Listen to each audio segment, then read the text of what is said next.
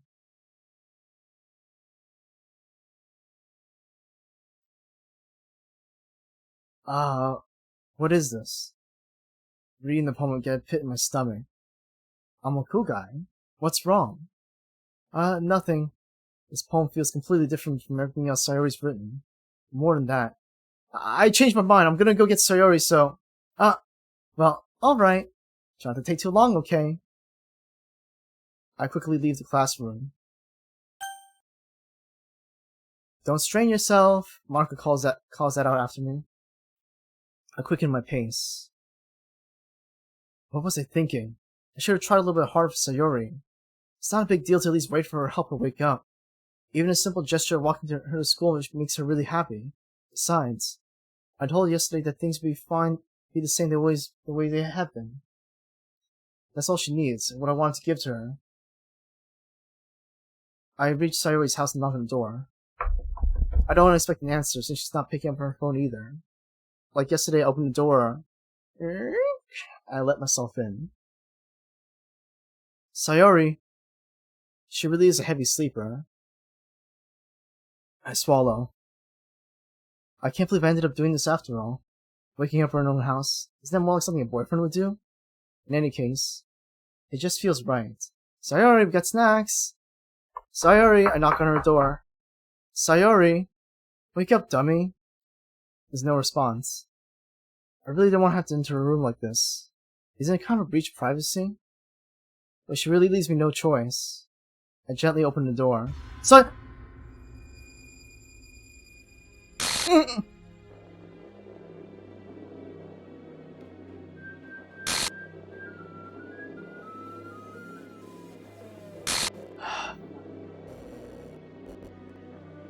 File game script chapter 5 repeat, line 307. So trace back the text for details. So we check that after this. What the hell? What the hell? Is this a nightmare? It has to be. This isn't real. There's no way this can be real. Sorry I wouldn't do this. Everything was normal up until a few days ago. That's why I can't believe what my eyes are showing me. I suppressed the urge to vomit. Just yesterday, I told Sayori I'd be there for her. I told her I know what's best and everything would be okay. Then why? Why would she do this? How could I be so helpless? What did I do wrong? Turning down her confession? That has to be what pushed her over the edge. Her agonized scream still echoes in my ears, and that of my viewers. What did I do to her when she needed me the most? Why was I so selfish? This is all my fault. My swarming thoughts keep telling me everything I could have done to prevent this. If I just spent more time with her, walked her to school, gave her what I know she wanted out of a relationship, and I could have prevented this. I know I could have prevented this! Screw the Literature Club. Screw the festival. I just lost my best friend. Someone I grew up with. She's gone forever now. Nothing I can do to bring her back. This isn't some game where I can reset and try something different. I had only one chance and I wasn't careful enough. And now I'll carry this guilt with me until I die. Nothing in my life is worth more than hers. But I still couldn't do what she needed from me. And now, I'll never take it back. Never. Never. Never. Never. Never.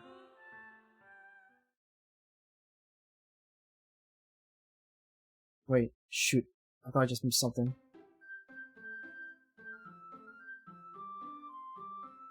This game is not suited for children or those who are easily disturbed.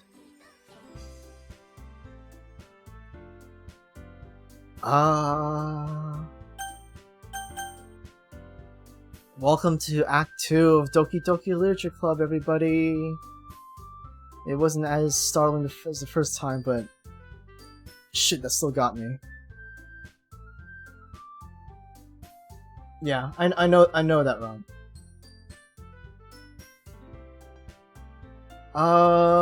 Yeah, no, I'm good. My mental state's fine. It's just that it, even though I kind of experienced it already, it still kind of gets to me. Alright. So we got... By the way, guys, we unlocked the, I unlocked the, whatchamacallit, a background paper for the, desktop. Yay! Okay, let's go to the files. So there is something... Oh, wait, what's this? Happy Thoughts? Ah! Lovely! That picture wasn't there before. Okay, traceback text. What's this? Uncaught VM runtime exception occurred? Exception. Oh geez, I didn't break anything, did I? Hold on a second, I'll probably fix this, I think. Actually, you know what? This would probably be a lot easier if I just deleted her. She's the one making this so difficult. Ahaha. Well, here goes nothing. I wonder... Insecure directory text? Okay. Game. Characters. And Sayori's not there. Oh boy. Happy Thoughts, guys. I don't know where Sayori went, and I didn't save her character. Whoops. Alright, here we go. Yeah. Wow, Evie Seer. She's not crap. Okay. Don't worry, we still have my save files, right?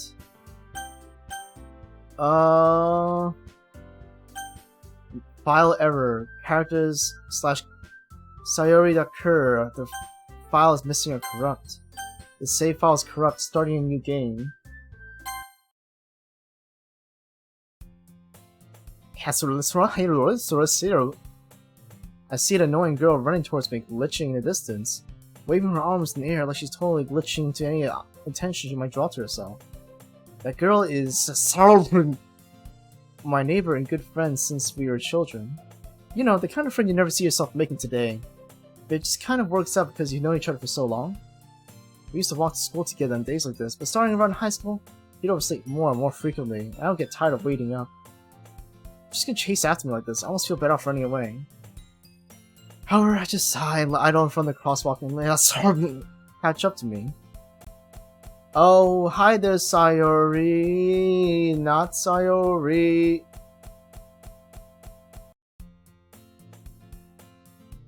It's an ordinary school day, like any other. Mornings are usually the worst, being surrounded by couples and friend groups walking to school together. Meanwhile, I've always walked to school alone.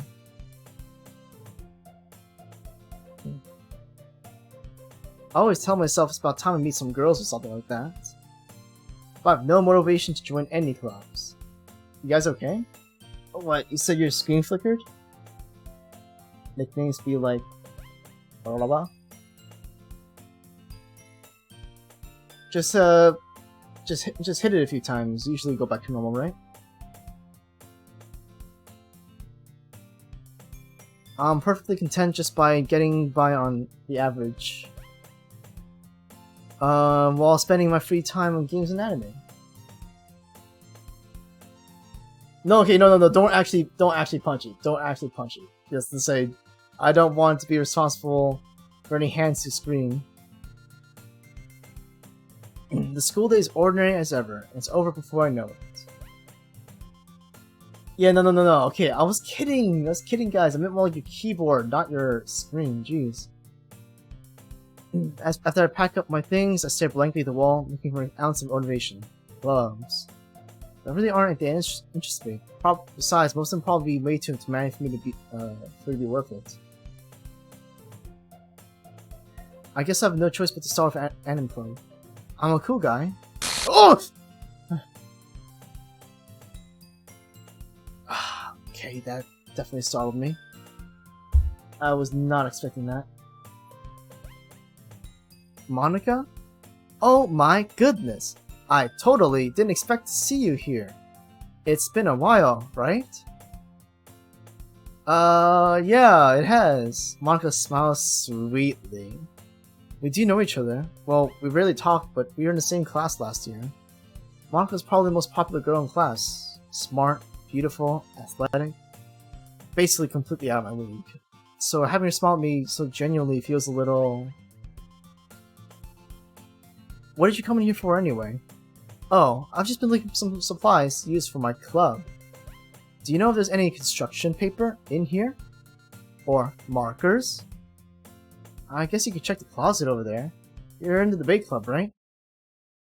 Well, about that, I actually quit the debate club. Really? You quit?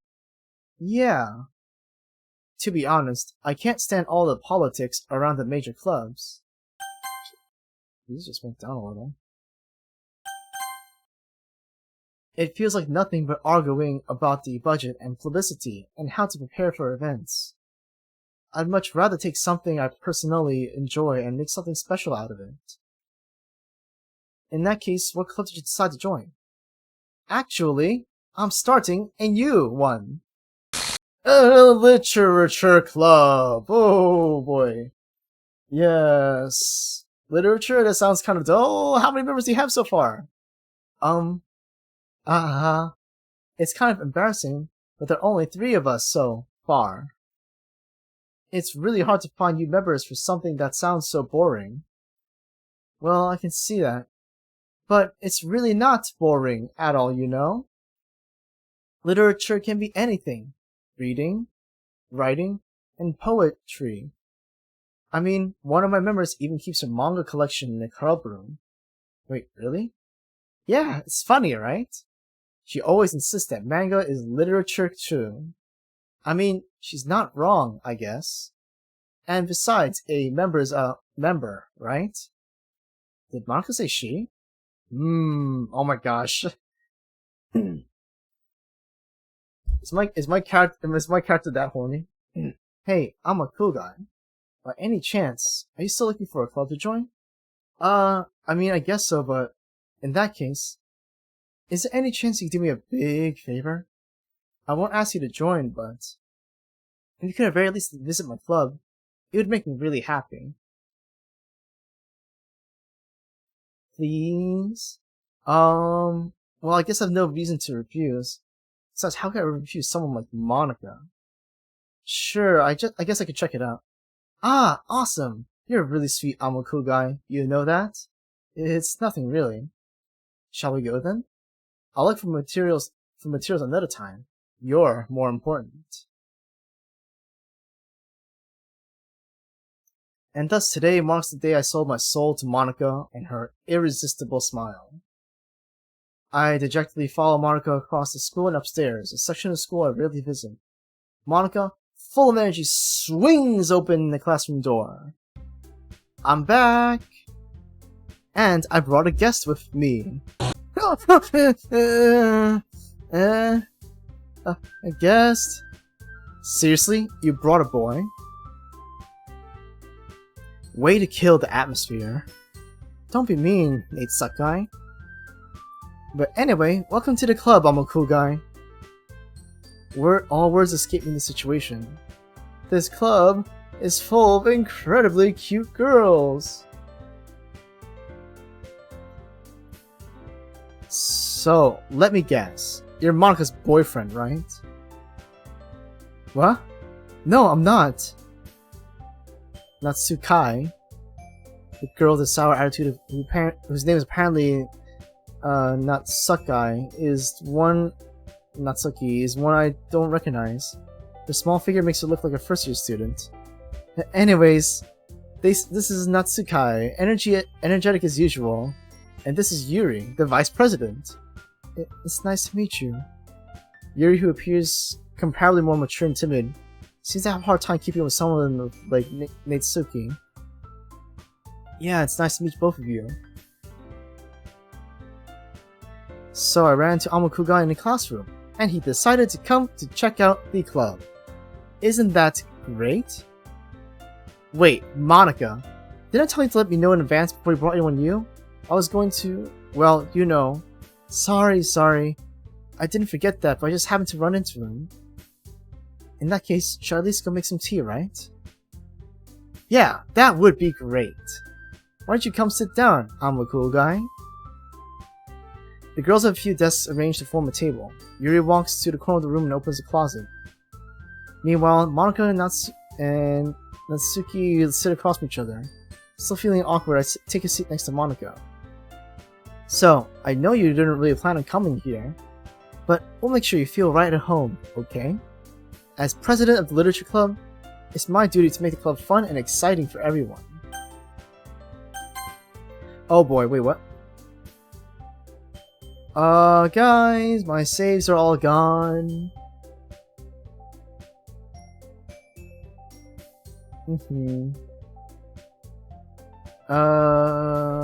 Save. Comfort.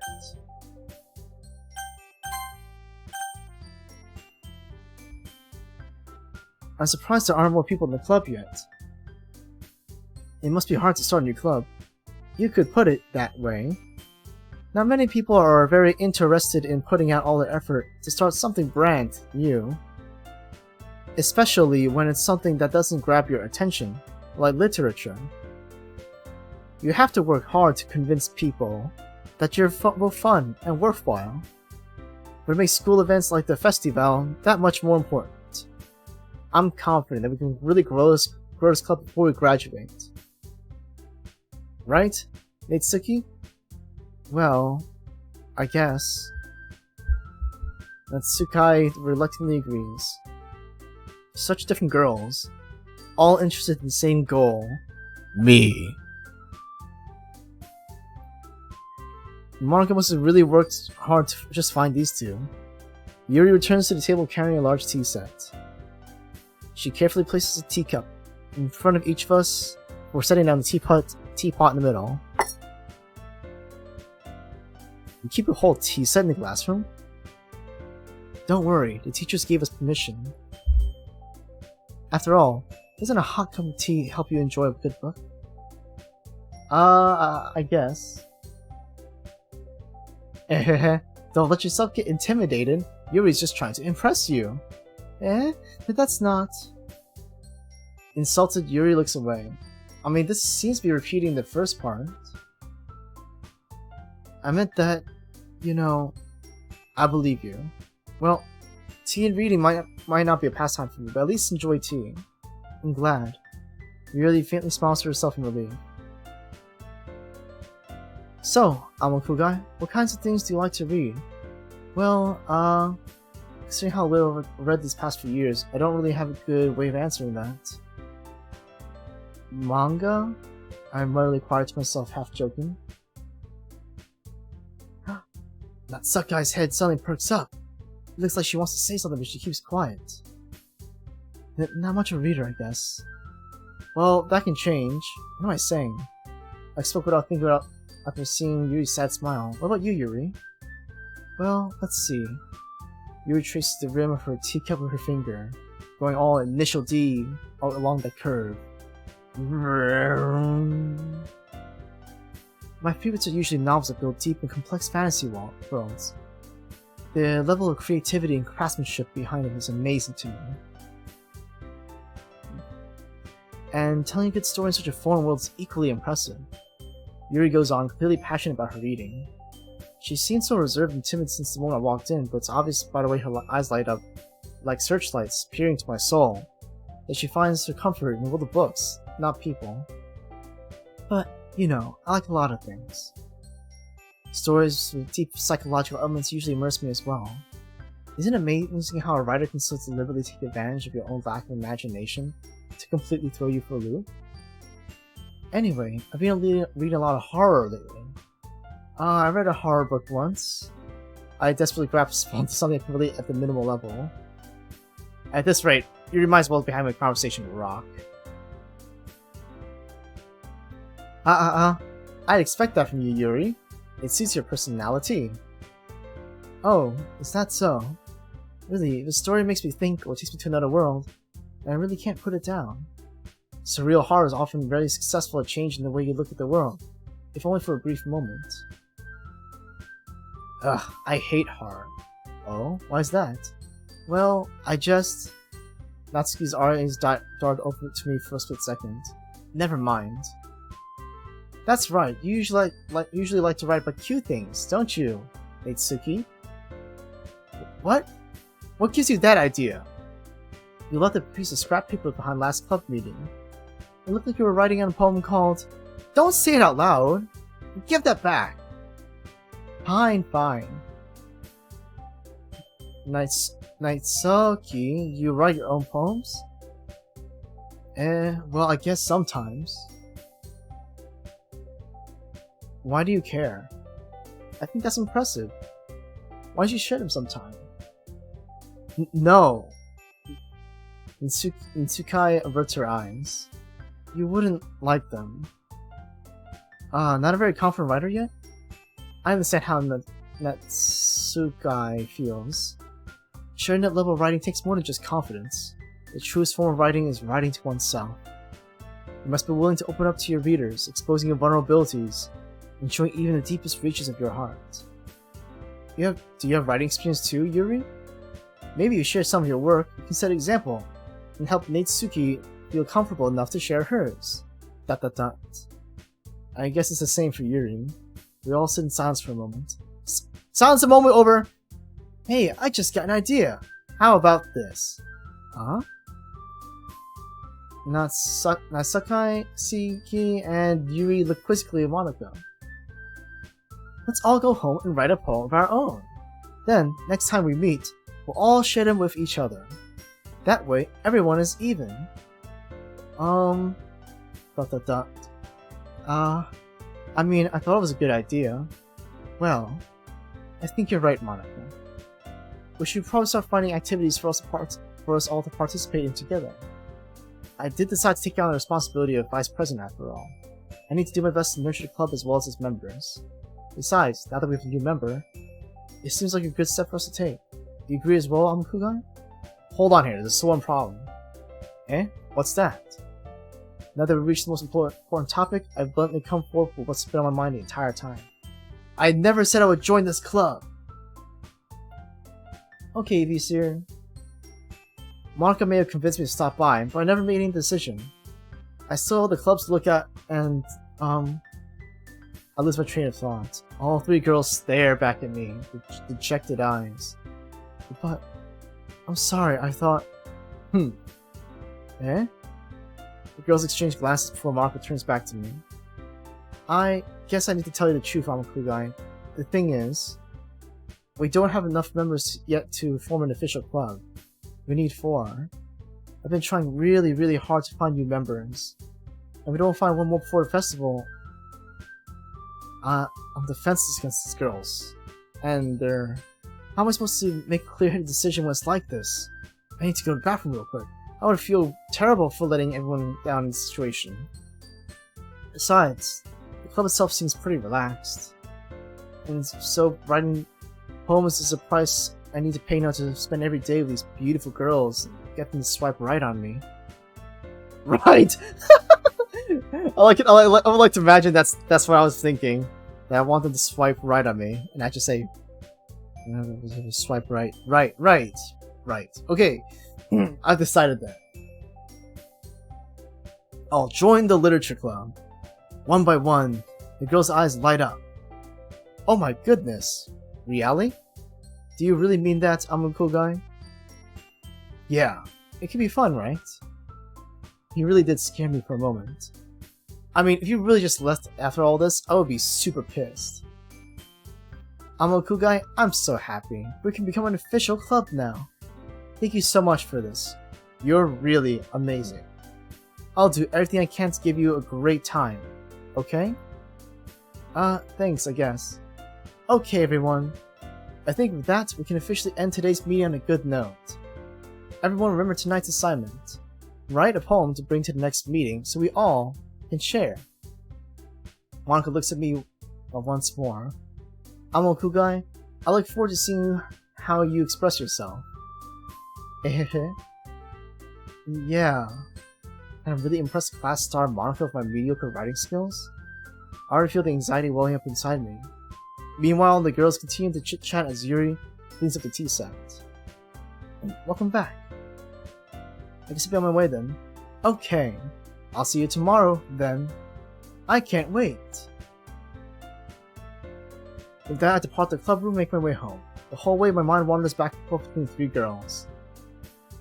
Neisukai, Yuri, and of course, Monica.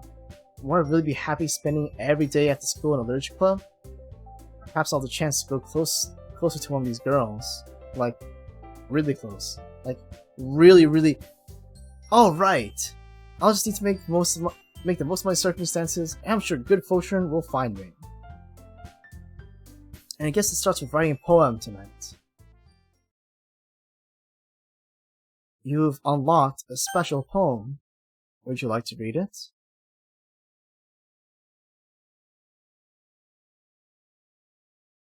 Okay, here we go, guys. Oh.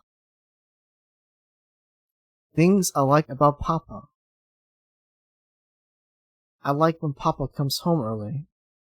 I like when Papa cooks me dinner. I like when Papa gives me an allowance. I like when Papa spends time with me. I like when Papa asks me about my friends. I like when Papa asks me about anything. I like when Papa gives me lunch money. I like when Papa comes home before sundown. I like when Papa cooks. I like when Papa gives me privacy. I like when Papa doesn't tell me how to dress. I like when Papa doesn't comment to my friends. I like when Papa doesn't comment to my hobbies. I like when Papa comes home without waking me up. I like when Papa keeps food in the house. I like when Papa uses inside voice. I like when Papa leaves my stuff alone. I like when Papa accidentally drops coins on the couch. I like when Papa is too tired to notice me. I like when Papa is too tired for anything. I like when Papa is too tired for anything. Oh, what a nice poem. Alright, here we go and save. Save. Feeling nice and good and refreshing. Alright guys, so what do you think? Are we still gonna go the Yuri route? Oh, what's up, Evie?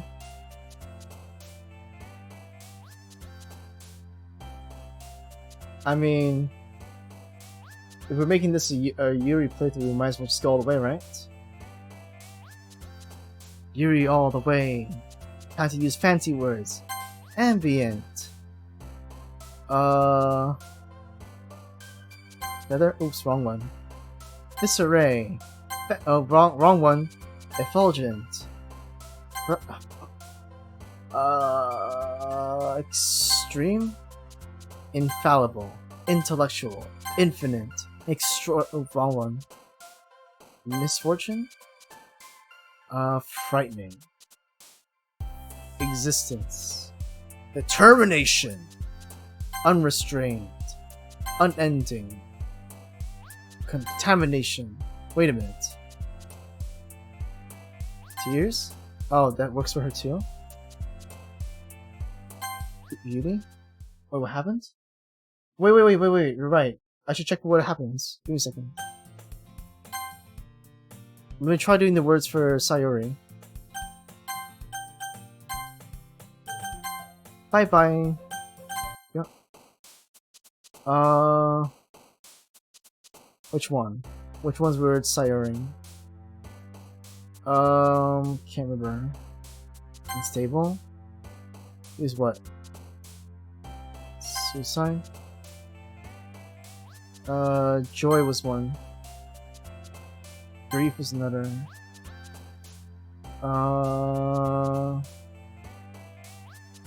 Shiny. I don't think it's doing anything.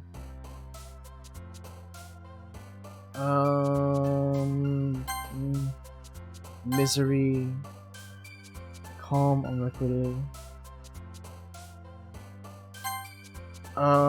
Scars? Oh, purest one.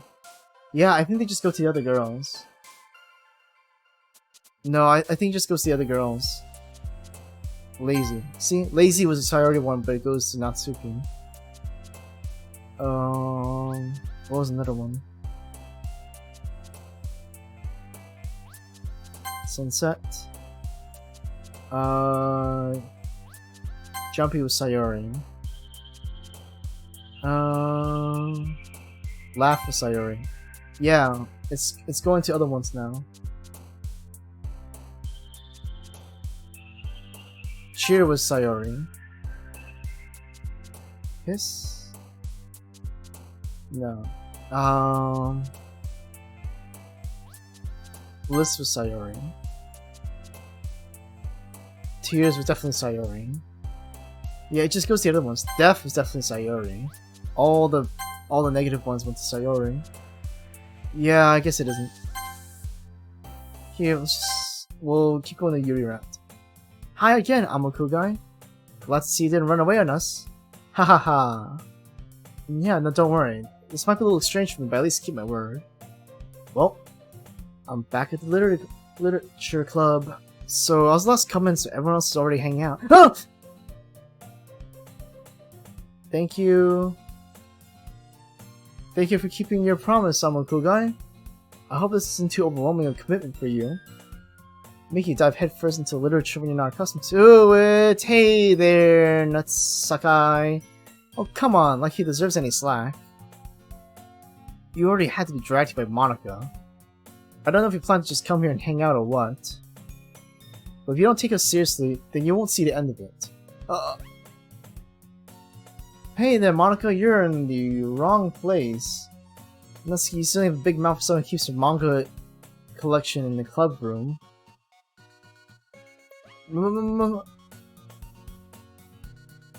Natsuki finds herself stuck between saying Monica and manga. Manga is literature! Swiftly defeated, Natsuki flops back into her seat. I'm sorry, Amoku-gai. We'll make sure to put your comfort first, okay?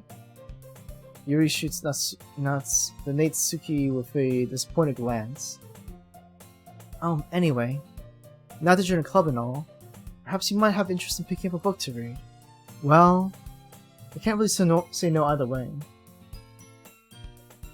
Like you said, I'm in this club now, so it only feels right for me to do something like that if you ask.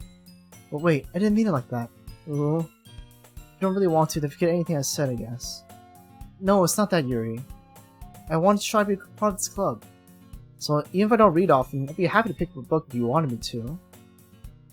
Are you sure? I just felt like, well, as vice president and all, that should help you get started on something you might like. Yuri reaches into her bag and pulls out a book.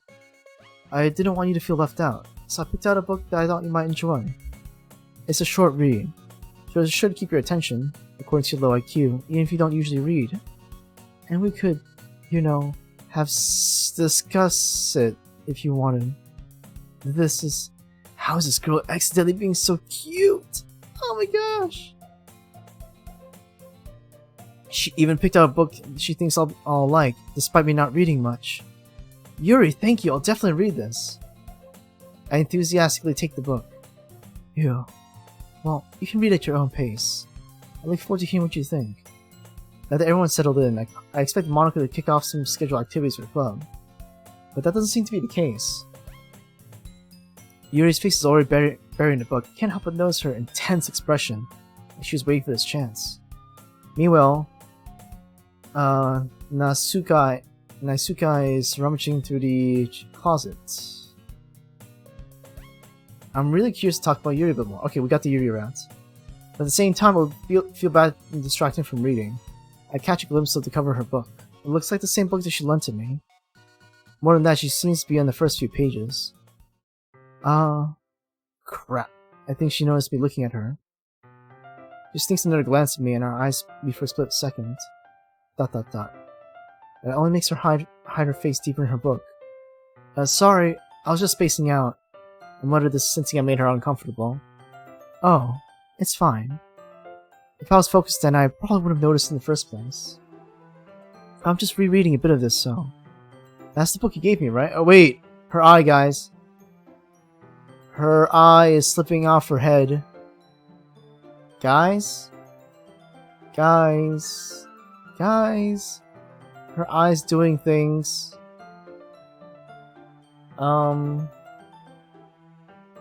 Wait. Okay, I thought the screen was glitching out. It's just a chat. Yuri, your eye seems to be falling out.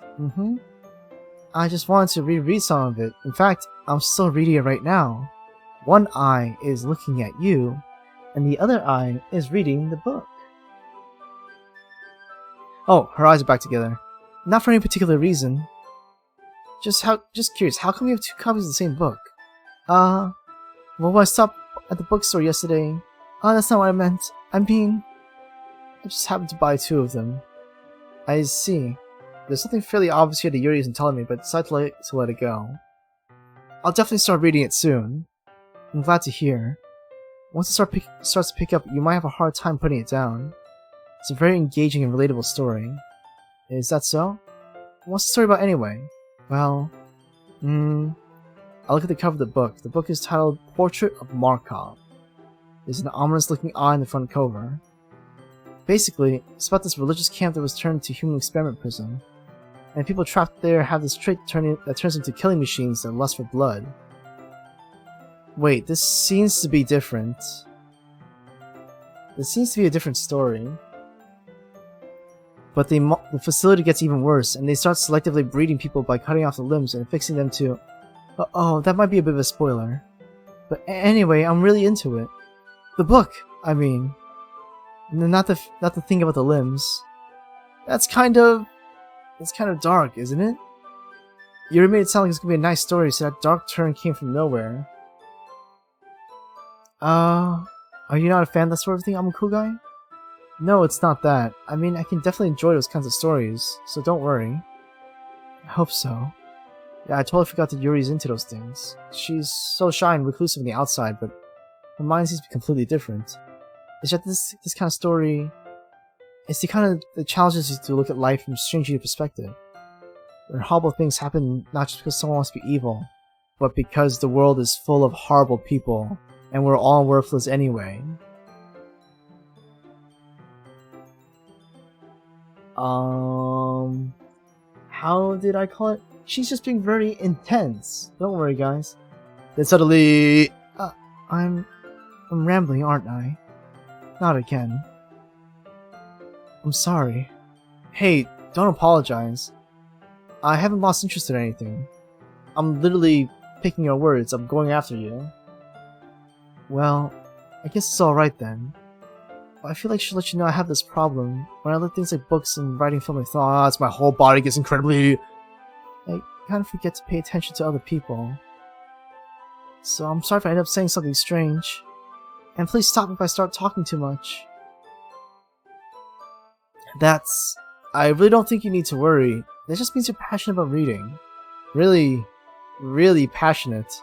The least I can do is listen. It's a literature club after all. That's true. In fact, I might as well get started reading it, right?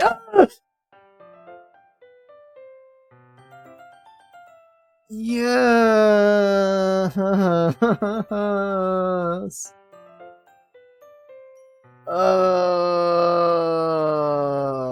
Was that there? I can't remember. Shugo was just laughing. I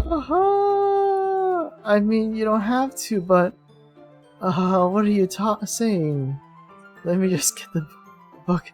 I retrieved the book that I had pushed into my bag. Alright, it's fine if I sit here, right? I slip into the seat next to Yuri's. Yeah. Are you sure? You seem a little apprehensive. I'm sorry. It's not that I don't want you to. It's just something I'm not very used to. That is reading in company with someone. I see. Well, just tell me if I'm distracting you or something. Alright. I open the book and start the prologue. I soon understand what Yuri means about reading in company. It's as if I can feel her presence over my shoulder as I read. It's not a particularly bad thing. Maybe a little distracting, but the feeling is somewhat comforting. Hi there, G_guard. Yuri is in the corner of my eye. I realize she's not actually getting her own book. I glance over. It looks like she's reading from my book instead. Sorry. I was just bathing the feeling of your body. Yuri, you really apologize a lot, don't you? I do? I didn't really mean to. Sorry. I mean... Here, this should work, right? I slide my desk tilts right up against Yuri's. Then hold my book between the two of them. I suppose so. Yuri timidly closes her own copy. Once we lean a little bit, our soldiers are almost touching. Heave to, soldiers! Touch each other! That sounds weird. It feels my left arm is in the way, so I instead use my right hand to hold the book open. I guess it makes it kind of difficult to turn the page. Here. Yuri takes her left arm and holds the left side of the book between her thumb and forefinger. I do the same for my right arm on the right side of the book. That way I turn a page, and Yuri slides it under her thumb after it flips to her side. But in holding it like this, we're huddled even closer together than before. This is actually kind of distracting me. It's as if I can feel the warmth of Yuri's face and she's in the corner of my vision. Are you ready? Eh? To turn the page. Sorry. I think I got distracted for a second by the thing next to your chest, your shoulders. I glance over at Yuri's face and her eyes beat. I don't know how long I'll be able to keep up with her. That's okay. You're not as used to reading, right? I don't mind being patient if it takes you longer. That's probably the least I can do, since you've been so patient with me. Yeah, thanks. We continue reading. Yuri no longer asks me if I'm ready to turn the page. She just turns it on her own. I'm kidding. Instead, I just assume that she finishes the page before me, so I turn it of my own volition. Continue the first chapter in silence. Even so, turning each page almost feels like an intimate exchange. My thumb gently letting go of the page, letting it flutter over to her side as she catches on her own thumb. Like playing football, where someone lost. Hey Yuri, this might be a little silly thought, but the main character kind of reminds you a little bit. Eh?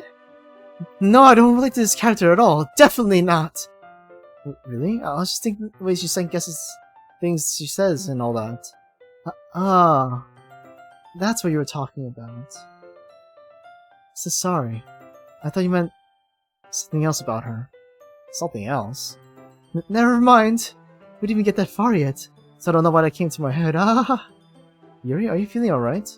Eh? Yuri's been a little fidgety ever since we started reading. You can rest your feeling sick or something. Your breathing is a little... My breathing? Yuri puts her hand on her chest, as if to feel her heartbeat. I didn't even notice. Anyway, I'm fine. I just need some water. Alright, don't push yourself. Yuri stands up and practically rushes out of the classroom.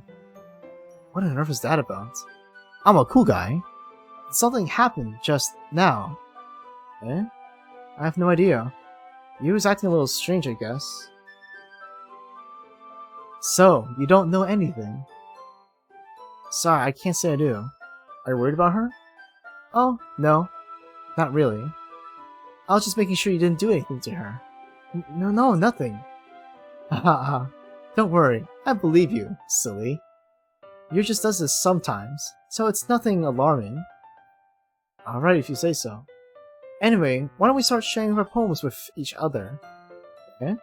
Should we wait for Yuri? Well, she might be a while, so I figured we just get started without her. Is that okay? Yeah, I was just asking. I stand up. I make a mental note where we left off in the book, and I slip it into my bag. Who should I show my poem to first? So Yuri's not in the classroom. And saving the game. Nice, comforting. I think the chocolate scene's the next time we do the poem. DDC,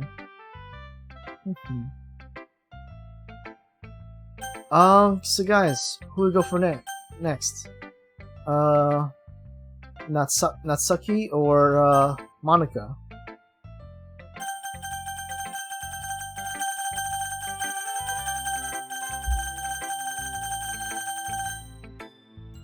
Is everyone saying Monica? Just Monica. Okay. Here we go. I should start with just Monica. Yesterday she seemed eager to read my poem, and I wanted to know that I'm putting in effort. Yeah, she is a bit scary. Hi, I'm a cool guy. Having a good time so far?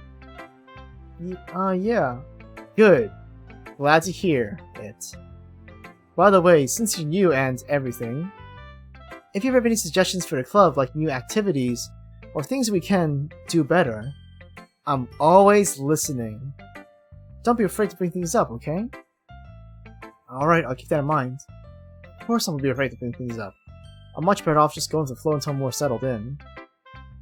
Anyway, want to share your poem with me? It's kind of embarrassing, but I guess I'll have to. Don't worry, I'm a cool guy. We're all a little embarrassed today, you know? But it's that sort of barrier that we'll all learn to get past soon. Yeah, that's true. I hand Monica my poem. Great job, I'm a cool guy. I was going, oh, in my head while reading it. It's really metaphorical. I'm not sure why, but I didn't expect you to go for something so deep. I guess I underestimated you. And it's easiest for me to keep everyone's expectations low. That way it always counts when I put in some effort. Hahaha, that's not very fair. Well, I guess it worked anyway. You know that Yuri likes this kind of writing, right? Writing that's full of imagery and symbolism? Sometimes I just feel like Yuri's mind is just totally detached from reality. I don't mean like that as like a bad thing though. But sometimes I just get the impression that she's just totally given up on people. She spends so much time in her own head that's probably a much more interesting place for her. But that's why she gets so happy when you treat her with a lot of kindness. I don't think she's used to being indulged like that. She must be really starved for social interaction, so don't blame her for coming on a little strongly. Like earlier. I think she gets too stimulated, she ends up withdrawing and looking for alone time. Suddenly the door opens. Yuri! I'm back. Did I miss anything? Not really. Well, we all started sharing our poems with each other. Eh? Already? I'm sorry for being late. No need to apologize. We still have plenty of time. So I'm glad you took all your time that you needed. Alright. Thanks, Monica. I suppose I should go get my poem now. Anyway, do you want to read my poem now? Don't worry, I'm not very good. You sound pretty confident for someone who claims to not be very good. Well, that's because I have to sound confident. That doesn't mean I always feel that way, you know? I see. Well, let's read it then. Wait a minute, this doesn't seem like the same exact poem. Hole in wall.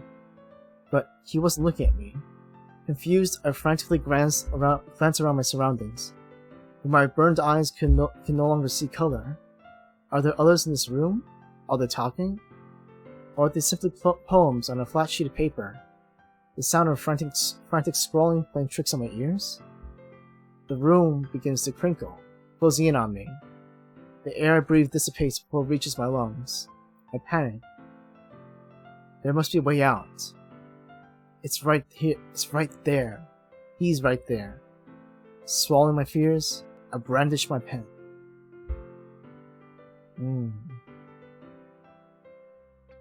So, what do you think? It's very freeform, is that what you call it? Sorry, I'm not really the right person to ask for feedback. It's okay. Yeah, that kind of style's gotten pretty popular nowadays. That is, a lot of poems have been putting emphasis on the timing between words and lines. When performed out loud, it can be very powerful. What was the inspiration behind this one? Well, I'm not sure I know how to put it. But I guess you could say I had some kind of epiphany recently. It's been influencing my poems a bit. An epiphany? Yeah, something like that. I'm kinda nervous to talk about deep stuff like that because it's coming on strongly. Maybe after everyone's better friends with each other. Anyway, here's Monica's writing tip of the day. Sometimes, when you're writing a poem or a story, your brain gets too fixated on a specific point. If you try so hard to make it perfect that you'll never make any progress, just force yourself to get something down on the paper and tidy it up later. And the way to think about it is like this. If you keep your pen in the same spot for too long, you'll just get a big dark puddle of ink. Just move your hand and go with the flow. That's my advice for today. Thanks for listening. Who should I show my poem to next?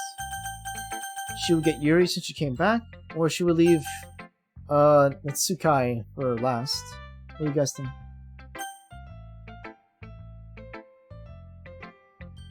Yuri, yes. I bet she will love our poem, just like we love her. I love her. ...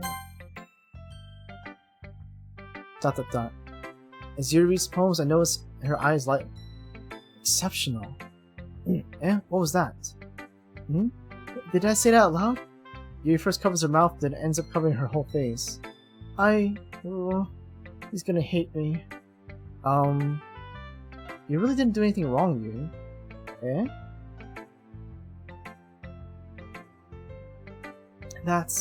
I guess you're right. What am I getting so nervous for? Haha. Welcome back. We're sharing the poem of Yuri. Yuri takes a breath. So, what kind of writing experience do you have? Your use of imagery and metaphors indicates you've written a lot of poetry before. Really? Wow, that's a huge compliment coming from you. This is actually my first time, really. Huh? Yuri stares at me blankly and looks at my poem again. ... Well, I know that. I just meant, Yuri trails off, unable to find an excuse. She traces her fingers along the words in the poem as if breaking down more thoroughly. Yeah, okay. This is the reason I was able to tell. It's just that there are no specific writing habits that are usually typical. Oh, there are specific writing habits that are typical of new writers. And I haven't been through that myself. I kind of learned to pick up on them. I think the most noticeable thing I recognize in new writers is that they try to make the style very deliberate. In other words, they tend to pick a writing style separate from the topic matter, and they form-fit the two together. The end result is both the style and their expressiveness are weakened. Once Yuri finds a train of thought, it's as if her demeanor totally changes. Her stammering is completely gone, and she sounds like an expert. Of course, that's not something you can be blamed for. There's so many different skills and techniques that go into writing even a simple poem. I am still cycling. Not just finding them and building them, but getting them to work together is probably the most challenging part. It might take you some time, but it all comes with practice, and learning by example, and trying new things. I also hope that everyone else in the club gives you valuable feedback. Natsuki can be a little bit biased though. Biased how? Well, never mind. I shouldn't be talking about people like that. Sorry. It's fine. I'm not sure if Yuri's apologizing to herself, me, or to her Natsuki. Do you mind if I read your poem now? Please do. I'd love to share my thought process behind it. Yuri smiles dreamily as if that's a rare opportunity for her, which is in itself kind of funny. After all, isn't this supposed to be a literature club?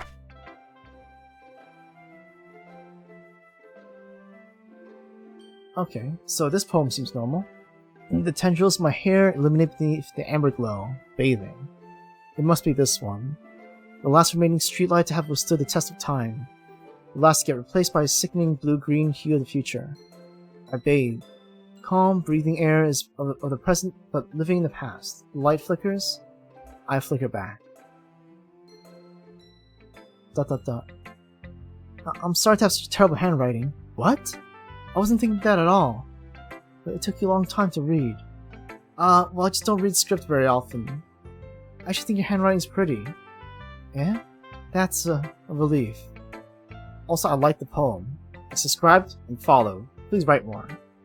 Even though it's short, it was really descriptive. It wasn't too short?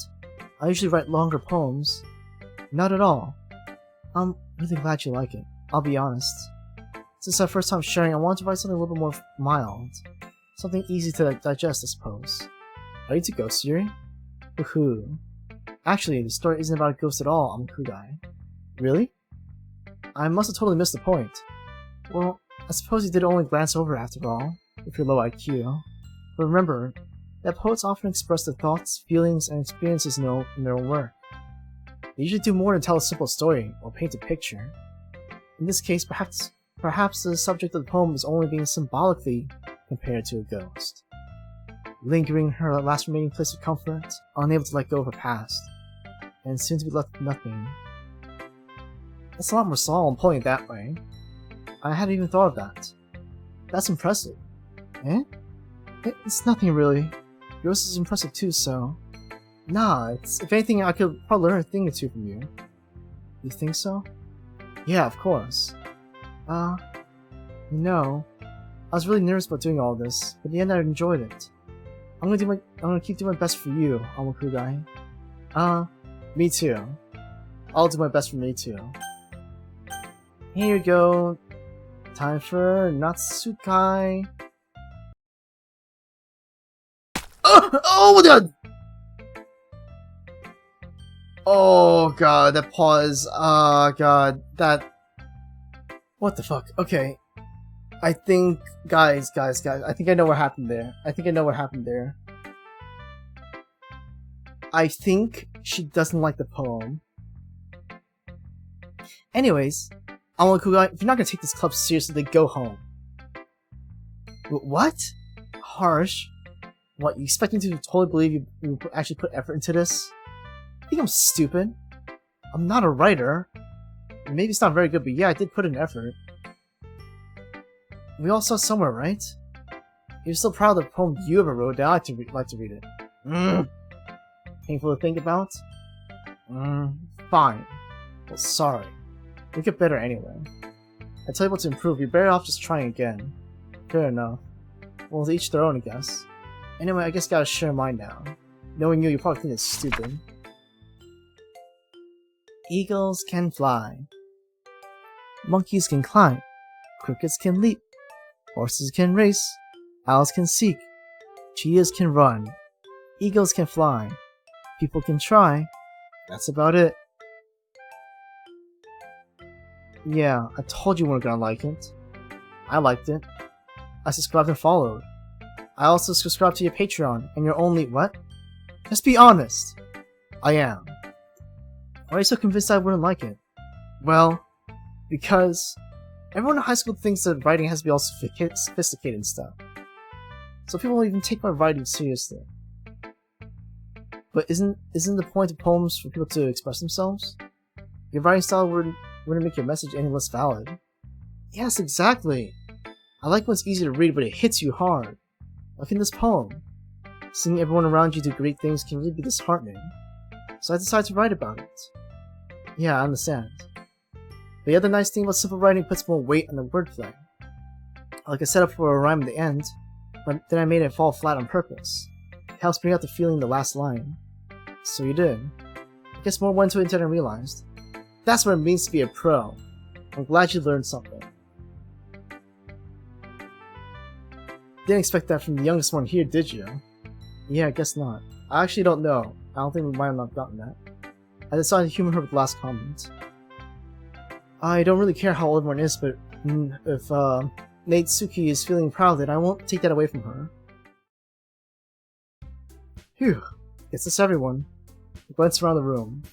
That was a little more stressful than I anticipated. It's almost like someone's eyeball popped up, but it's as if everyone's judging me for my mediocre writing borders. Either just being nice, that music sounds a bit off.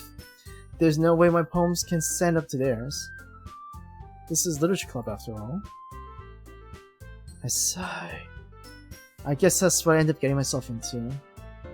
Hey there, Luki-kun-kun. Across the room, Maruka is writing something in her notebook. My eyes land on Yuri and Natsuki. They gingerly exchange sheets of paper, like two diplomats exchanging a contract, sharing their respective poems. As they went in tandem, I watched each of their expressions change. Natsuki's eyebrows furrow in frustration. Meanwhile, Yuri smiles sadly. What's with this language? Eh? Did you say something? Oh, it's nothing. Natsukai dismissively returns the poem to the desk with one hand. Nay, with one finger. Nay, the pinky. I guess you could say it's fancy. Ah, thanks. Yours is... cute?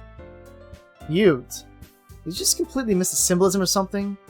It's clearly about the feeling of giving up. How can that be cute? I know that. I just meant the language, I guess. I was trying to say something nice. Eh?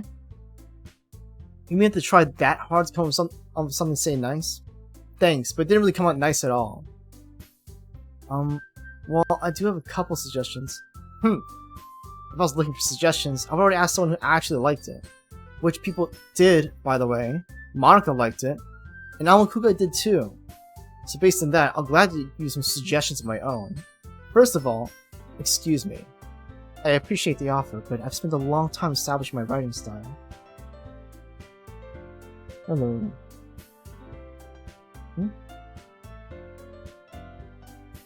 What? What? Sorry? What? I appreciate the offer, but I spent a long time establishing my writing style. I was getting confused by chat, sorry. I don't expect it to change anytime soon, unless of course I come across something particularly inspiring. Which I haven't yet. And Amakuga liked my poem too, you know. He subscribed to my own... He even told me he was impressed by it. Neisuke suddenly stands up. Oh? I didn't realize you were so invested in trying to impress a new member, Yuri. Eh? That's not what I... you're just... Yuri stands up as well. Maybe you're just jealous that Amakuga appreciates my advice more than he appreciated yours. Huh? And how do you know he didn't appreciate my advice more?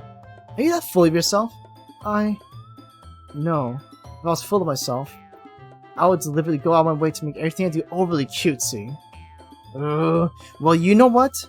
I was the one whose boobs magically grew his size bigger as soon as Amakuga started showing up.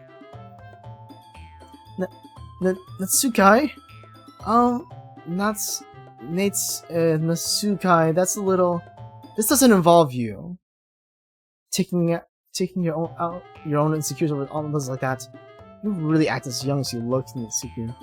Me? Look who's talking, you wanna be edgy bitch. Edgy? Sorry that my lifestyle is too much of your mental age to comprehend. See?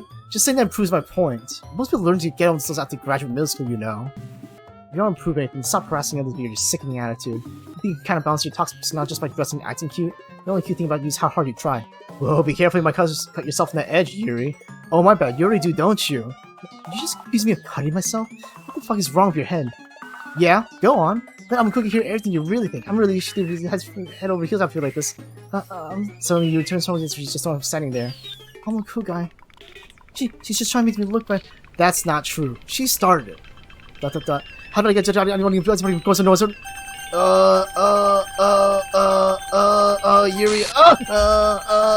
Natsuki. Yuri. Natsuki. Yuri. Yuri. Yuri. Monica?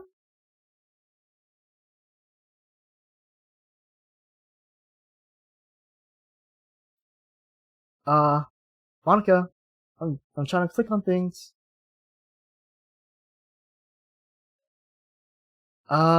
She's in front of things. Hi there, Monica. Hey, I'm a cool guy. Why don't we step outside for a little bit? The text is over here. It's not going behind her butt. Okay? Sorry about that. They really shouldn't have tried to get you involved. It's probably better for us to stay out of this. We'll go back inside once they're done yelling. Ha ha ha. Some president I am, right? I can't even confront my own club members properly. I just wish I was able to be a little more assertive sometimes. But I never have it in me to put my foot down against others. You understand, right? Anyway, if this makes you want to spend a little less time with others, then that's fine. I'd be happy to spend time with you instead. Suddenly, Natsuki runs out of the classroom. Oh shit, she's crying. Oh shit. She quickly runs away. Oh dear. Well, it looks like they're done. I didn't mean it. I didn't mean it. I didn't mean it. Yuri's walking back and forth from the desk with her palms on her forehead. Yuri? I didn't mean it! I believe in you. I know that Yuri might have said to Neisuke. Or did. Hamakugai. Please don't hate me. Please. I'm not like this. There's something wrong with me today. It's fine, Yuri. We know you didn't mean it. Besides, I'm sure Neisuke will forget it all by tomorrow. Completely. Anyway, the meeting's over, so you can go home now if you want. Yuri looks at me like she wants to say something, but she keeps glancing at Monica. You can go first, Monica. I'd like to stay a little bit longer. I'm the president, so I should be the last one out. I'll be waiting for you to be done. ... Well, I'm vice president, so please let me take that responsibility today. It kind of sounds like you don't want me to be around for something, Yuri. It's not that. It's not that. I didn't get much of a chance to discuss my book with Hamakugai. It would just be embarrassing for you listening. I guess I really don't have a choice, do I? I'm sorry for causing trouble, but I don't appreciate this sort of... Okay... I'm guessing I didn't get that chance to talk with Yuri.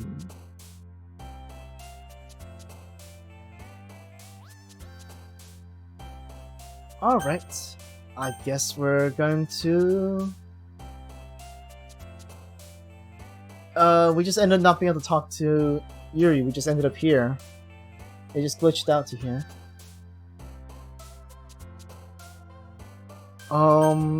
Okay, it's time to save, everybody. Save.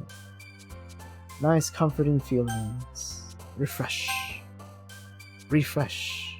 At the girls. Pat, pat, pat. Pat, pat the chat. Pat, pat the chat. Here we go. It's patting each of you. Pat, pat the chat. There we go. Are you guys okay? Evie, are you alright? Oh, okay, I need you 1992. Alright, just making sure. Alright, I guess we're still going for Yuri. Destiny. Unrequited. After image. Entropy. Secretive. Disaster. Melancholy. Vibrant. Determination. Ribbon. Wrong one. Wrong one. Headphones? Despise. Judgment. Unending. Massacre. Inferno. Ambient.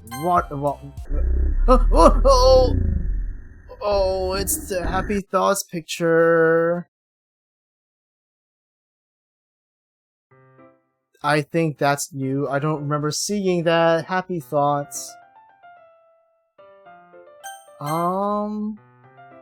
Did I get the right one? Wait, guys, I'm just gonna check something. Alright, let's see if the file's changed. Wait, guys, we got some new things. Got some new things. Can you hear me? There's a little devil inside all of us. Beneath the manufactured perception, the artificial reality, is a writhing, twisted mess of dread, loathing, judgment, elitism, self-doubt, all thrashing to escape the feeble hold of their host, seeping through every little crevice they can find. Into the willpower, starving them of all motivation and desire, into the stomach, forcing them to drown their guilt in comfort food, or into a newly opened gash in the skin, hidden only by the sleeves of a new cute shirt. Such a deplorable, tangled mess is already present inside every single one of them. That's why I choose not to blame myself for their actions. All I did was untie the knot.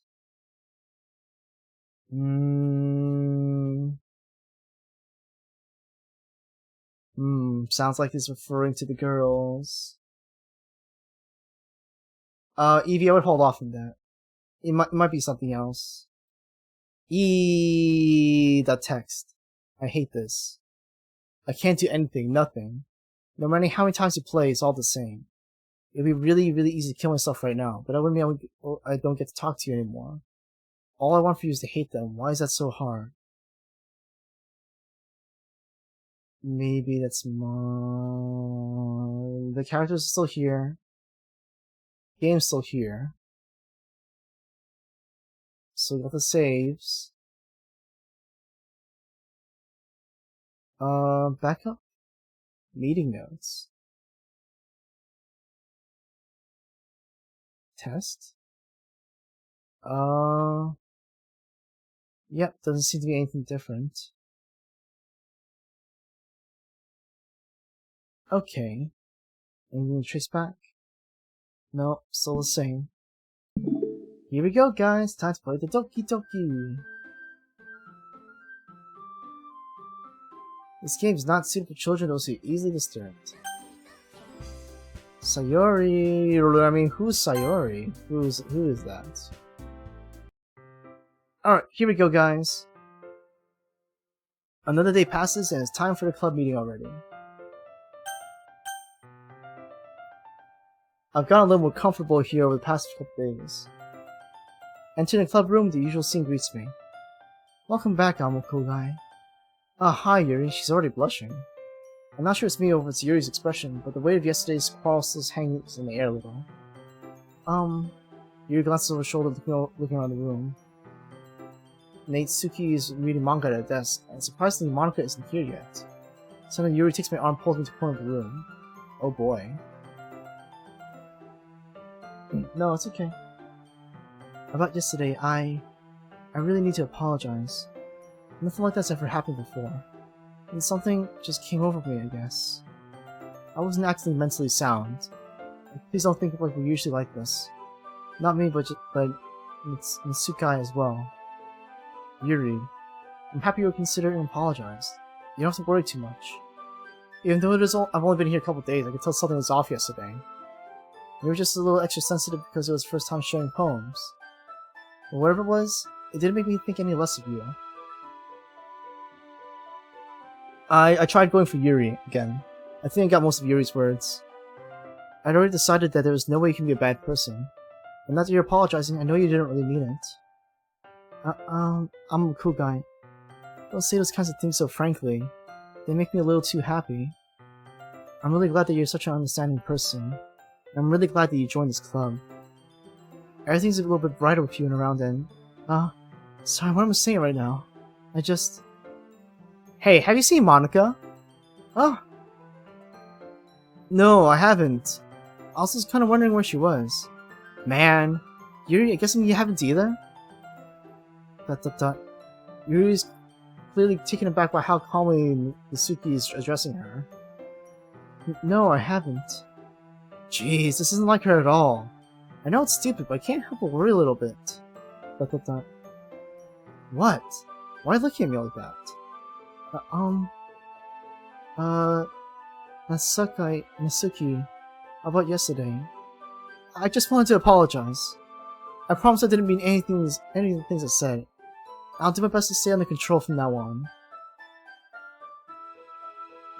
So, Yuri, what the heck are you talking about?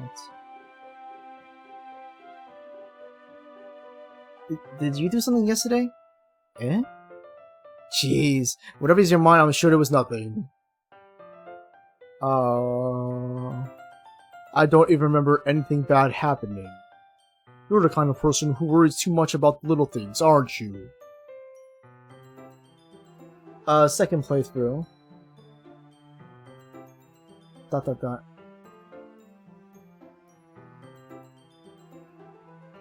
yeah, it is the first playthrough for some people though. So no spoilers, please.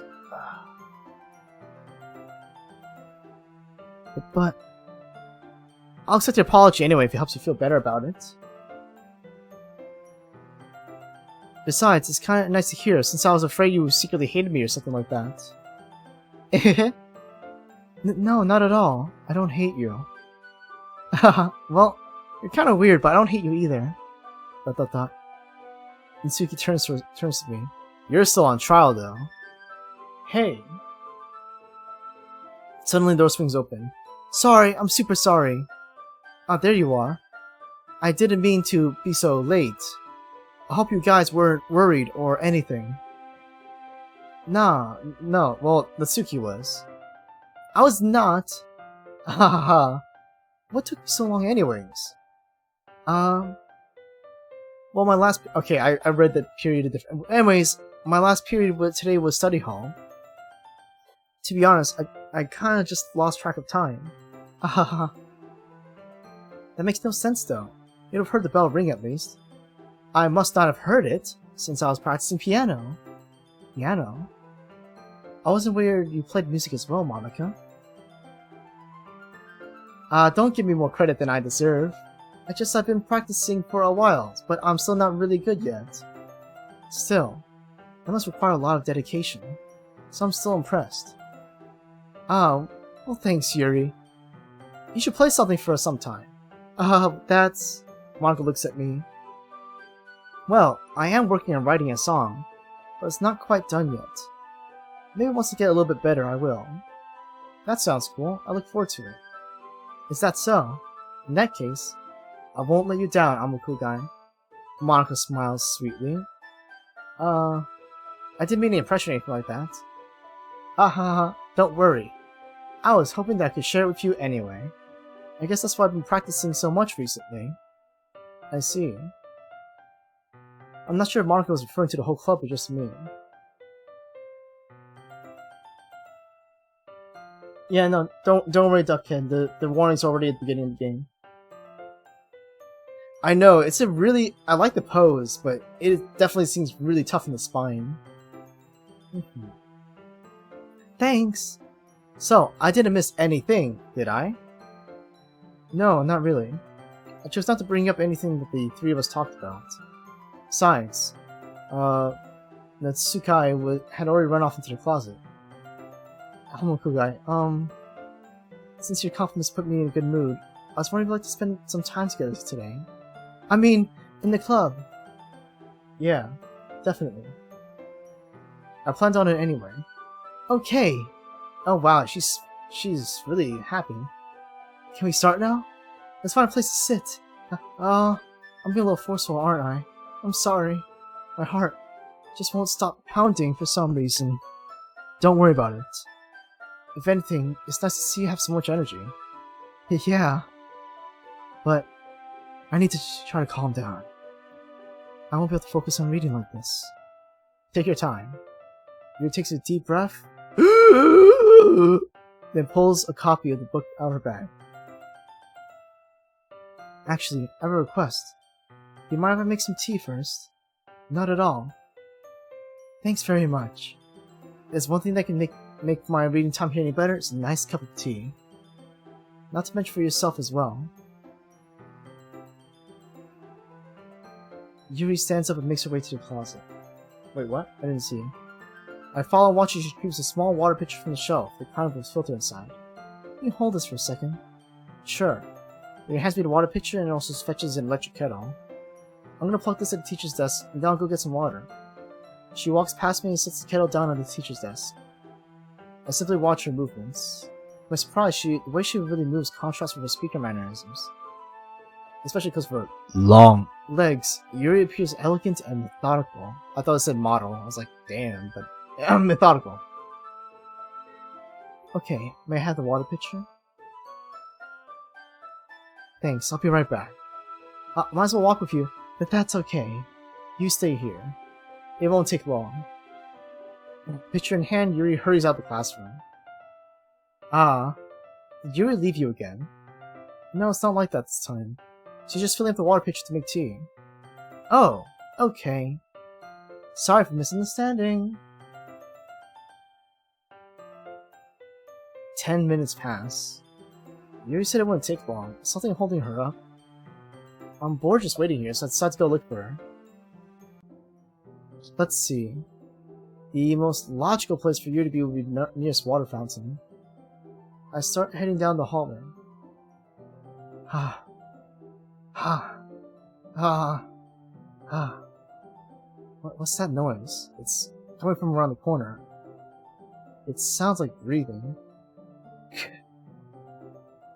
A sharp inhale, like someone's sucking the air through a teeth. Are they in pain? I reach the corner and peer around it. Yuri? Yeah! Oh, what the... Oh, we are back at the beginning. I'm back. I think she was... not getting water, guys.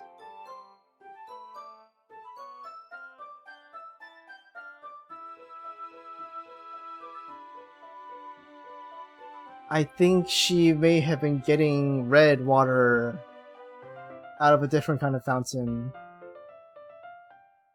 Yeah.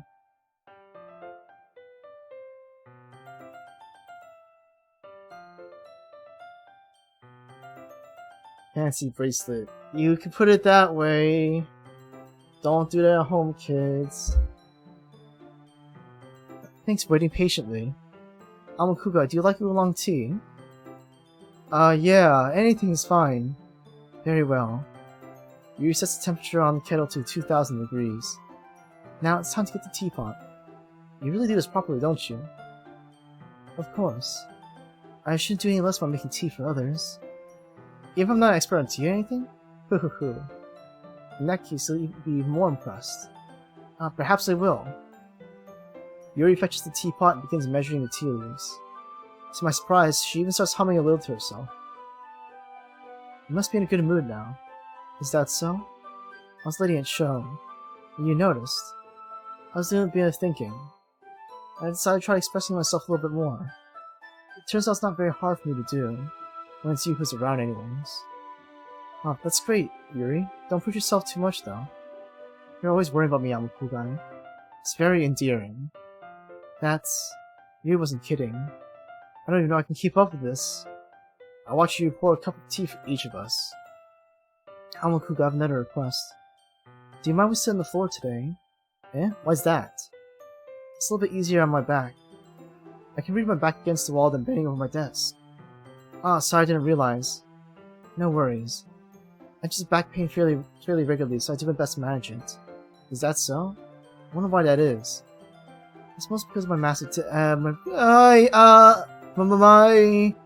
your posture, right? Always hunched over like that while reading. Yes! I have terrible reading posture. So that's why we should sit on the floor. Fair enough. I'll go ahead and get the book. I retrieved the book from my bag. Book acquired. I have some chocolates as well. Chocolates acquired. Is a small bag of small chocolate candies. I take it since they'll go well with the tea. Yuri and I then sit against the wall, teacups at our sides.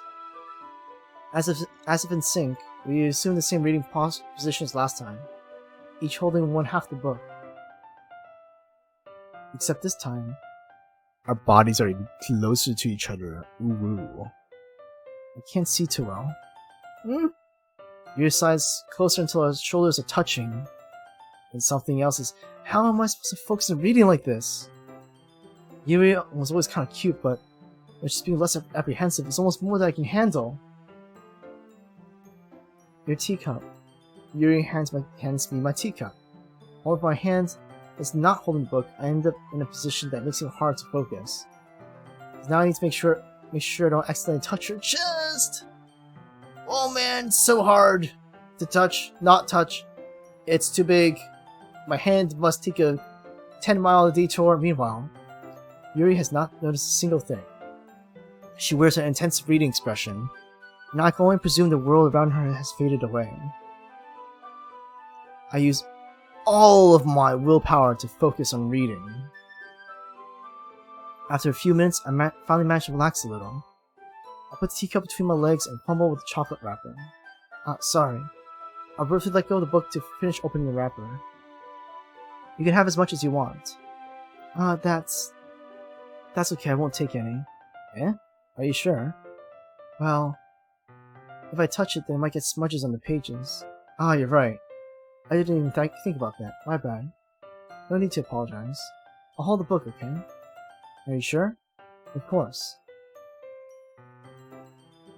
Here we go. Cute. Cute scene. Wow, Shugo. We're not that kind of person.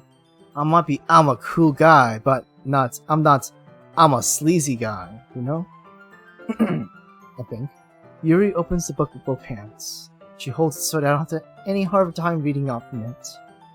But as a result, her left arm is practically resting on top of my leg. Well, in that case, Yuri's already totally focused on reading. I take a chocolate candy and pop it into my mouth. I take another chocolate, and I hold it up to Yuri. She doesn't even look away from the book. She simply parts her lips, as if the situation was completely natural. That means I can't stop here. I apprehensively place the chocolate in her mouth. Just like that, Yuri closes her lips over over it. Eh? Yuri's expression suddenly breaks. Did I just... Yuri looks at me as if she needs to confirm what just happened. I'm a cool guy. Sorry. I guess I shouldn't have done that. Yuri starts to breathe heavily. I can't. I'm a cool guy. Suddenly, Yuri forcibly grabs my arm and jerks me to my feet. My teacup gets knocked over. Oh, this is different. I'm a cool guy. Oh, God! My heart won't stop pounding. I'm a cool guy. I can't calm down. I can't focus on anything anymore. Can you feel it, I'm a cool guy? Yuri suddenly presses my hand onto her chest. Oh my gosh, it's soft. Why is this happening to me? I feel like I'm losing my mind. I can't make it stop. It even makes me not want to read. I just want to look at you. Hey there, Yuri. Ha. Hi there, Yuri. Ha. Hey there, Yuri. It's really soft there, but can you let go of my hand? I'm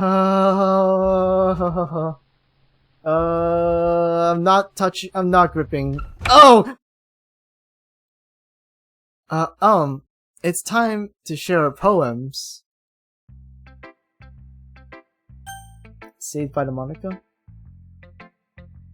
Alright guys, let's take a quick break and save. Man, don't you hate it when girls suddenly take your hand and press it against their chest and then suddenly stare deep into your eyes with wide open eyeballs? Boy, do I not like that. I think.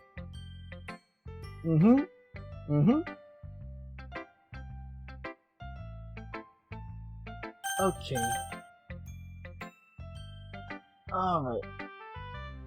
Alright, who should we show poems to first, guys?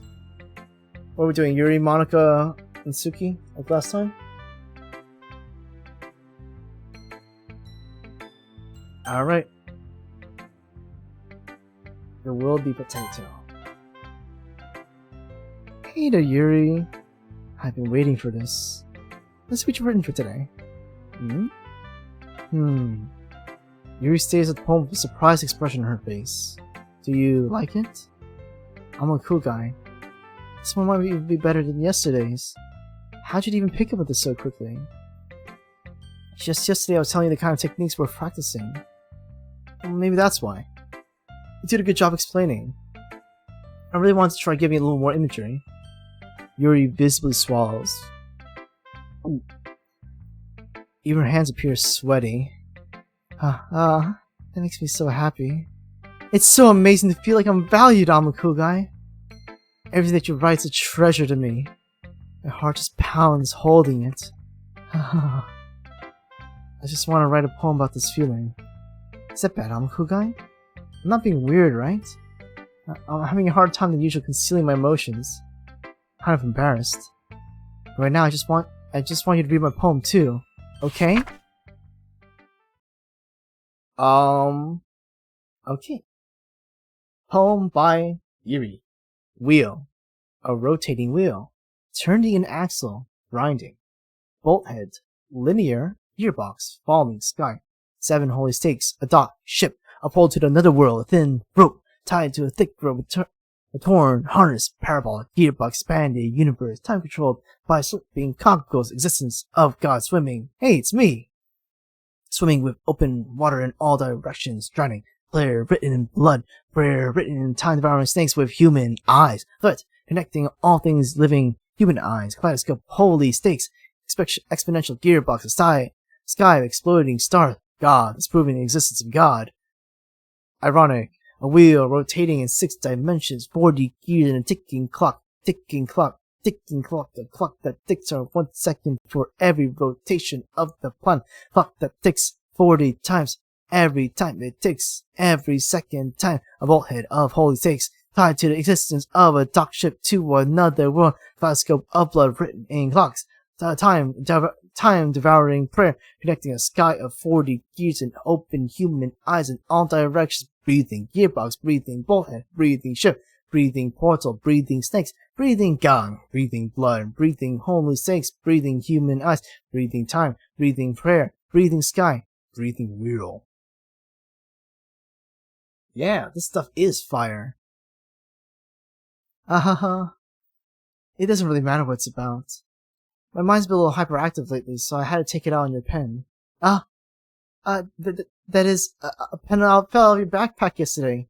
So I took it home for safekeeping, and I just really like the way that it writes. So I wrote this poem with it. Now you're touching it. Haha! I'm okay. Would I just...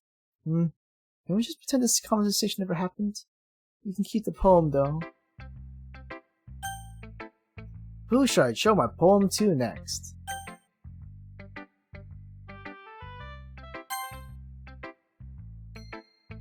I'm a cool guy. I think you saw something earlier that you weren't supposed to see. I didn't want to tell you this, but I don't think I have a choice. It's kind of getting dangerous for you to spend so much time with Yuri. I don't know why, but she seems pretty excitable when she's around you. Which shouldn't be a problem in itself. But when Yuri gets too excited, she finds a place to hide and starts cutting herself with a pocket knife. Okay, so Monica just going out and saying it. Isn't that kind of messed up? She even brings a different one to school every day, like she has a collection or something. I mean, it's definitely not because she's depressed or anything like that. I mean, she just gets some kind of high from it. It might even be like a sexual thing. Welcome back, Ninja 192. But the point is, you've been kind of enabling her. I'm not saying it's your fault though. I guess that's why I had to explain it all to you. So I think if you keep your distance, that would probably be best for her. While you're at it, don't be shy to spend a little more time with me. To put it lightly, I at least have it together in the head, and I know how to treat my club members. But anyway, you want to read my poem now? I like the way this one turned out, so I hope you do too.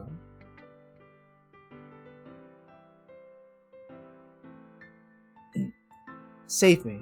The colors, they won't write. Beautiful is flashing, expecting, piercing. Red, green, blue. Red, green, blue, red, green, blue, red, green, blue, and endless cacophony of meaningless noise. Noise. It won't stop. Violent, grating with screech, piercing. Sine, cosine, tangent, like playing a chalkboard on a turntable, like playing a knife on a breathing ribcage. Endless,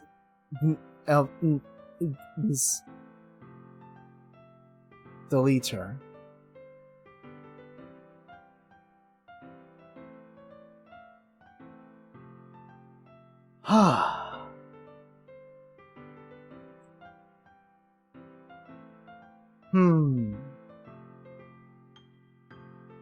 Guys, I know what's wrong.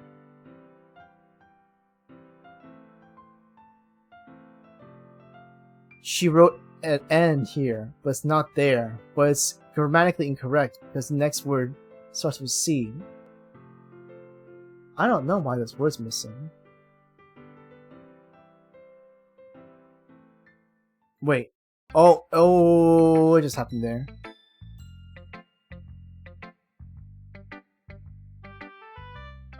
Sorry. I know it's kind of abstract. I'm just trying to, well, never mind. There's no point in explaining.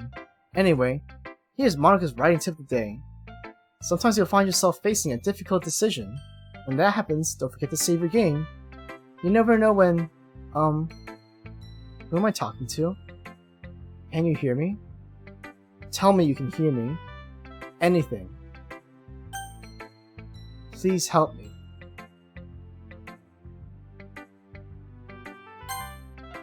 That's my advice for today.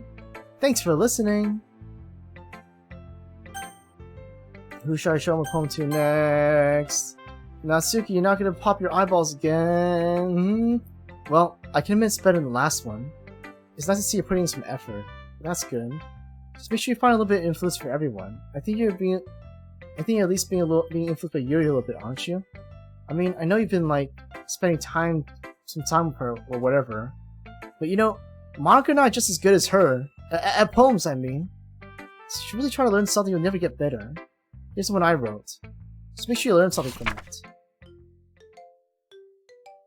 Okay, it's the same one. Amy likes spiders. You know what I heard about Amy? Amy likes spiders. Ickly, wriggly, hairy, utty spiders. That's why I'm not friends with her. Amy has a cute singing voice. I heard her sing my favorite love song. Every time she sang the chorus, my heart would pound to the rhythm of the words. But she likes spiders. That's why I'm not friends with her. One time I hurt my leg really bad. Amy helped me up and took me to the nurse. I tried to not let her touch me. She likes spiders, so her hands are probably gross. That's why I'm not friends with her. Amy has a lot of friends. I always see her talking to people. She probably talks about spiders. Or her friends talk like spiders too. That's why I'm not friends with her. It doesn't matter if she has other hobbies. It doesn't matter if she keeps it private. It doesn't matter if she doesn't hurt anyone. It's gross. She's gross. The world's better off without spider lovers. I'm gonna tell everyone.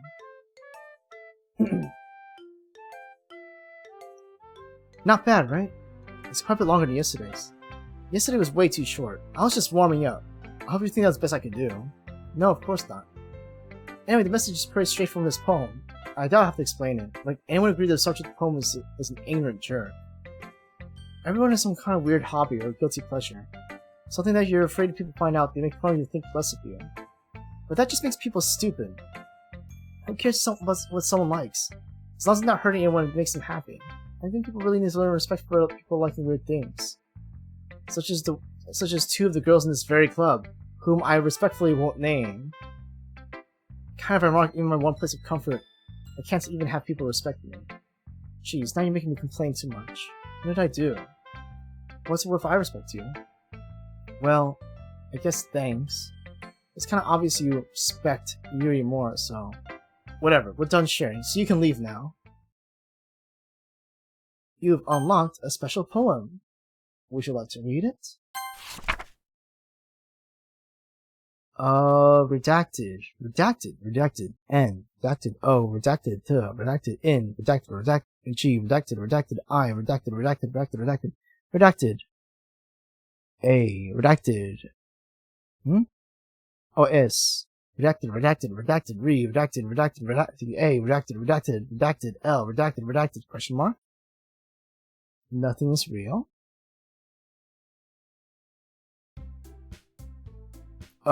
What happened to my cursor? Hey, Sayori. Oh my gosh, you guys see the background? Hey there, Sayori. Nice to see you hanging out in the back. Okay, I'll stop that. Okay, thank you, Bunny Kane Aishai. Okay, everyone, we're all done reading each other's poems, right? Oh, the thing went away. We have something we need to go over today, so if everyone could come sit at the front of the room. Is this about the festival? Well, sort of. We really do something for the festival. It's like we put anything... Ow! But it's like we put anything together, anything good in just a few days. We just end up embarrassing ourselves instead of getting any new members. That's a concern of mine as well. I don't really do well with last-minute preparations. Don't worry so much. We're gonna keep it simple, okay? Look, I know everyone's been a little more lively ever since Amakuga joined and we started with some club activities. But this isn't a time for us to become complacent. We still only have 4 members, and the festival's only a real chance to find more, you know? What's the great about getting new members anyway? We already have enough to be considered an official club. More members will just mean everything gets noisier and more difficult to manage. Natsuki, I don't think looking at this the right way at all. Don't you want to share your passion with as many people as you can? To inspire them to find the same feelings that brought you here in the first place? The literature club should be a place where anyone can express themselves like they can't do anywhere else. It should be a place so intimate that you'll never want to leave. I know you feel that way too. I know we all do. So that's why we should work hard and put something together for the festival. Even if something small. Right, Amakugai? Oh, come on. You can't take advantage of Amakuga to ridicule just because he doesn't know how to say no to anything. Look, Monica. Do you really think any of us here joined the club with other people in mind? You were never even talking until Amakuga joined. As for me, I just like it here better than I do it at home. And Amakuga isn't even passionate about literature in the first place. He reads manga like me. And that's everyone. Sorry, but you're the only one who's really interested in finding new members. The rest of us are fine just like this. I know you're the president and all, but you should really consider our opinions for once. ... Monika's clearly taken aback by Natsuki's words. That's not true at all. I'm sure Yuri and Amakuga want to get more members too, right? I don't know about Yuri, but I'm kind of indifferent. If I showed as much enthusiasm as Monika wanted, I would probably be lying. So if it's up to me to rescue the situation, no. Natsuki's right, isn't she? This club is nothing more than a place for a few people to hang out. Why do I think that everyone here saw it the same way I did? It doesn't mean we're against getting new members or anything. Amakugai, why did you even join this club? What were you hoping to get out of it?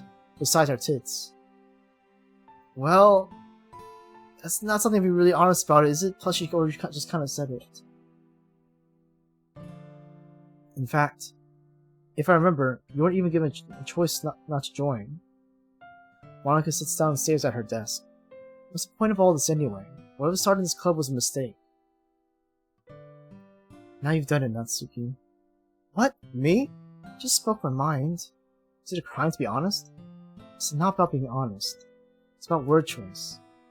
Besides, you have no right to speak for everyone else in the club like that. You don't understand at all. I just want a place that feels nice to hang out with a few friends. Is there a problem with the club being that for me? There aren't many other places like that for me. And now Monika wants to take it away from me. She's not taking anything away. No, Amakugai. It's not the same. It won't be the same with the direction she wants to take it. If I wanted that, I could have just joined any other stupid club. But this one, I mean, at least for a little bit of time, things were nice. Natsuki starts packing up her things. I'm going home.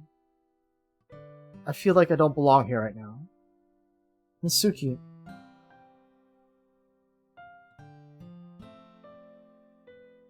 Natsuki ignores Yuri and walks right out of the classroom. This is bad. I don't know what to do. Well, do you have an opinion on the festival? I don't know. I'm kind of indifferent, I guess. Oh, who cares about that obnoxious brat? What the fuck?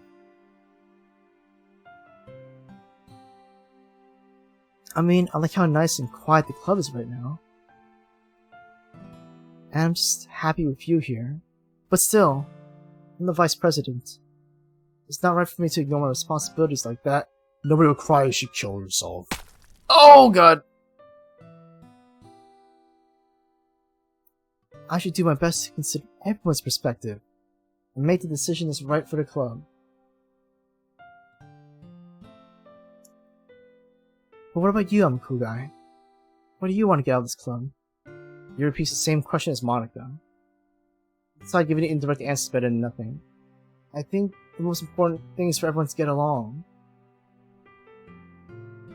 And for the club to provide something you can't get anywhere else. I don't think it's about how many members, but rather the quality of each member. This will end up making the literature club a special place. I see. I really agree with you. Each member contributes their own qualities in a special way. With each change, oh, Yuri, you might need a napkin, your eyes bleeding. With each change members, the identity of the club as a whole will change too. I don't think that's necessarily bad that Yuri, your eye.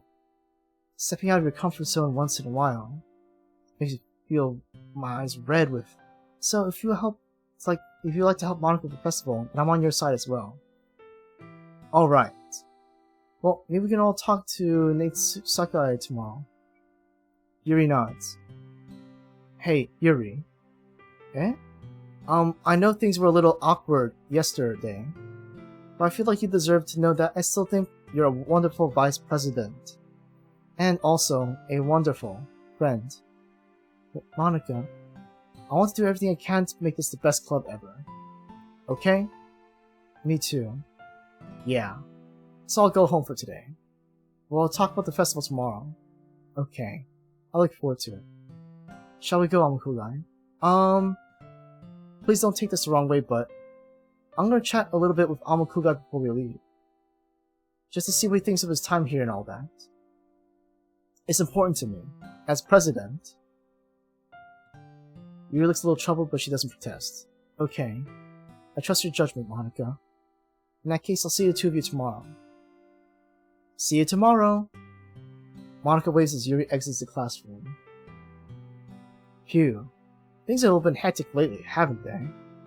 Amakugai, I just want to make sure you're enjoying your time at this club. I would really hate to see you unhappy. It feels like I'm kind of responsible for that, as president. And I really do care about you, you know? I don't like seeing the other girls give you a hard time. I mean, how mean that Suki is and everything. And you're being a little bit, you know, with the knives. Ha ha ha. Sometimes it feels just like you and I are the only real people here. You know what I mean? But it's weird because in all this time we've been here, we've hardly got to spend any time together. I mean, I guess it's technically only been a couple of days. Sorry, I didn't mean to say something weird. There's just some things I've been hoping to talk about with you. Things I know only you could understand. So that's why— wait, no, not yet! No! Stop it!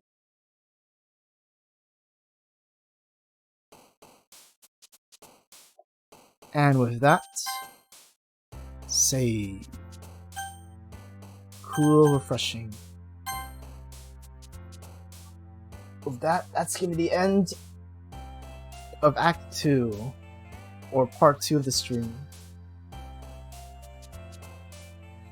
That was actually a really good place to end it. Yeah, she couldn't get her lines out in time. Okay, guys. Thank you so much for watching. The next stream is going to be on Wednesday, 10 AM EST. With your guys' votes. And everything... cancel reveal. Cancel reveal, everybody. Cancel reveal. Don't buy yourself new screens, please. Cancel reveal. Okay, you guys good? Oh my gosh. Don't think I did that in time. No, Shuko, don't buy it! Read! Your screen is fine, I promise.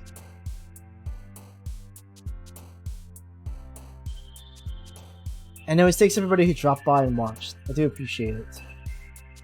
I'm sorry for anyone who kind of didn't know what was going on.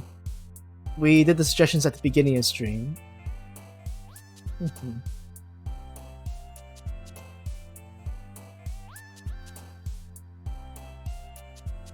So, everyone... Yeah, I did play this before. You should have just remembered. Okay, everybody. I think this is turning out a lot better than last time, though. I think I'll definitely learn my lesson. Yeah, Chantel was very scary. I was more afraid that she was gonna laugh, just fill up the entire chat, just laugh. Maybe I should put her on the suggestion that laugh can only be like laugh. Be like laugh. That'd be kind of funny.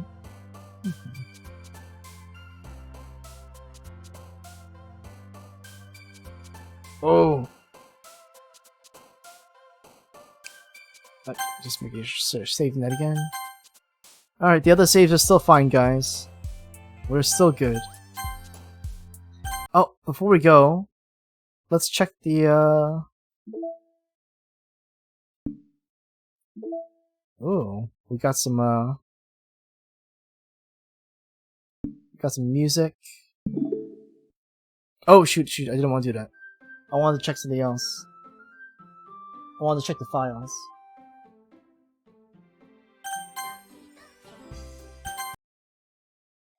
Files. Do we unlock anything else? Characters. 30 characters are still there. Nope, everything's still there. Yep, everything's still there. Okay. Yeah, all the girls look really cute in this one. We'll have to see. Maybe in the future.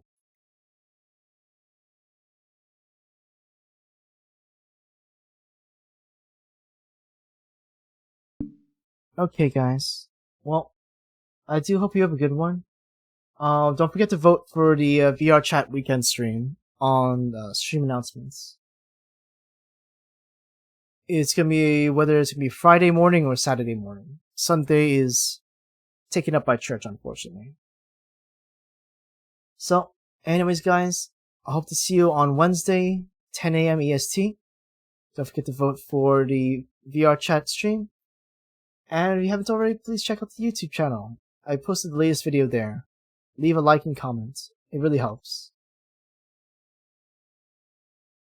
Anyways, guys, thank you so much. And if you like the suggestions, let me know if you want me to continue them next time. And I hope to see you all again next time. Bye bye.